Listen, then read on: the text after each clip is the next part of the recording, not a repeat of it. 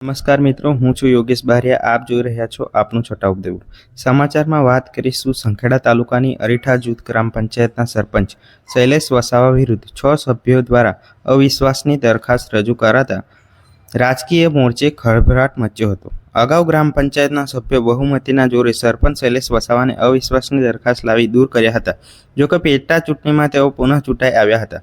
સંખેડા તાલુકાની અરીઠા જૂથ ગ્રામ પંચાયતમાં સરપંચ તરીકે શૈલેષભાઈ વસાવા કાર્યરત છે. અગાઉ તેઓ સરપંચ તરીકે કાર્યરત હતા તે સમયગાળામાં જ માર્ચ 2023માં ગ્રામ પંચાયતના 6 સભ્યોએ સરપંચ શૈલેષ વસાવા વિરુદ્ધ અવિશ્વાસની દરખાસ્ત રજૂ કરી હતી.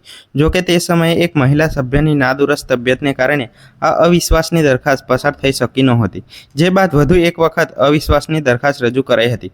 આ વખતે 6 સભ્યો અવિશ્વાસની દરખાસ્તની તરફેણમાં હાથ ઊંચા કર્યા હતા. તે મીટિંગ વખતે સરપંચ શૈલેષભાઈ વસાવા અને તેમના 2 સભ્યો મીટિંગમાં ઉપસ્થિત રહ્યા ન હતા.